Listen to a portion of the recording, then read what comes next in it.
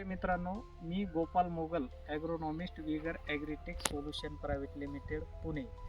आज आपण आहोत वडनेर भैरव येथील शेतकरी दिलीप दिनकर जमदाडे यांच्या प्लॉटवर, वडनेर भैरव, तालुका चांदवड, जिल्हा नाशिक. तर या प्लॉटमध्ये आपण हा जो रिकटचा प्लॉट आहे, या रिकटच्या प्लॉटमध्ये आपण सुरुवातीला 2 ते 3 पाना अवस्था असताना इथं आपण अल्बर्ट सोल्युशन ही ग्रेड दिलेली आहे. अल्बर्ट सोल्युशन देण्याचं कारण असं की यामध्ये NPK 10, 9, 16, 13 आणि मिक्स मायक्रोन्यूट्रिएंट असल्यामुळे आपण 2 ते 3 पाणी अवस्था असताना इथे अल्बर्ट सोल्युशन दिले. तर त्यांचं म्हणणं असं आलं दिलीप भाऊचं की बा अल्बर्ट सोल्युशन दिल्यामुळे पानांना गिरणारी पण चांगली आली आणि शेंडा पण चांगला चालला. आणि त्यानंतर आपण साधारणतः 5 ते 6 पाणी अवस्था असताना इथे आपण बायो 20 मध्ये जे आपण NPK 20-20-20 नायट्रोजन, फॉस्फरस, पोटॅश आणि मिक्स मायक्रोन्यूट्रिएंट आणि सीवीड एक्स्ट्रॅक्ट आणि याला आपण जोडी किंग फॉल झिंक याचा एक स्प्रे दिला. तर हा स्प्रे दिल्याच्या नंतर आपल्याला इथं पानांना ग्रीनरी, पानांना रुंदी आणि शेंड्याचं जे जोम हा कमी न होता अधिक जोमाने शेंडा चांगल्या प्रकारे चालला. कारण काय की रिकटमध्ये जेव्हा आपण सुरुवातीला रिकट करतो त्यानंतर आपण जो जोम असतो हा जोम जर कायम ठेवला तर तुम्हाला पेऱ्यातलं अंतर चांगलं भेटतं आणि पेऱ्यातलं जर अंतर चांगलं वाढलं रिकटमध्ये तर आपलं खोड हे मजबूत आणि त्यामध्ये स्टोरेज चांगल्या प्रकारे तयार होतो. त्यानंतर आपण इथे आपले जे मार्क सोल्युशन येते, मार्क सोल्युशनमध्ये 32% कॅल्शियम ऑक्साईड आणि 0.30% बोरान आणि नायट्रोजन, साधारणतः याचे आपण एकरी 2.5 किलो प्रमाणे एक ॲप्लिकेशन केली. त्यानंतर कॅल्शियममुळे मार्क सोल्युशनमुळे कॅल्शियमची अवेलेबिलिटी चांगली आणि खोड मजबूत आणि रसरशीत झाले. त्यानंतर स्टॉपिंग जेव्हा आपण हा प्लॉट केला, स्टॉपिंग नंतर परत इथे आपण एक ॲप्लिकेशन परत अल्बर्ट सोल्युशनचे दिले. तर स्टॉपिंग केल्यानंतर जे आपल्याला वलांडे तयार करायचे होते, आज रोजी या प्लॉटची पूर्ण वलांडे तयार झालेले. तर वलांडे आपले इथं चांगल्या प्रकारे तयार झाले. त्यानंतर आपण परत फवारणीमधून साधारणतः आपण परत एक बायो 20 आणि किंग फॉल झिंकचा हा स्प्रे दिला.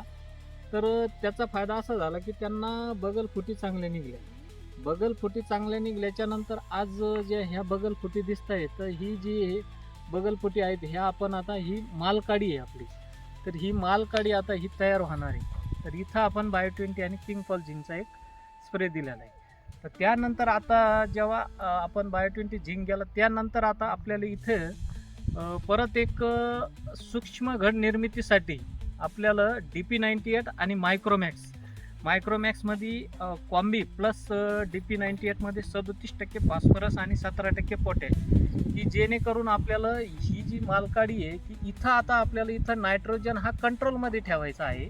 कारण की इथं जास्त नायट्रोजन वाढलं तर इथं सूक्ष्म घड निर्मितीसाठी आपल्याला अडचण तयार होऊ शकते. तर ही अडचण तयार सूक्ष्म घडासाठी DP90 हा स्प्रे द्यायचा. त्यानंतर ड्रिप साधारणतः इथे परत आपल्याला एक आपली ही ग्रेड आहे 0-40-39 फेरस आणि मॅग्नेशियम. तर साधारणतः ही ग्रेड आपल्याला साधारणतः 80 ते 90 दिवसाच्या जेव्हा सूक्ष्म घड निर्मितीच्या नंतर सूक्ष्म घड वाढीच्या अवस्थेत आपल्याला या ग्रेडचा वापर करायचा आहे, ज्यामध्ये 40% फॉस्फरस, 39% पोटॅश आणि फेरस आणि मॅग्नेशियम आहे. कारण की या ग्रेडचा आपल्याला असा फायदा होणार आहे की सूक्ष्म घड वाढीसाठी ही ग्रेड चांगली काम करणार आहे. त्यानंतर हे झालं आपलं आता सूक्ष्म घड वाढीसाठी.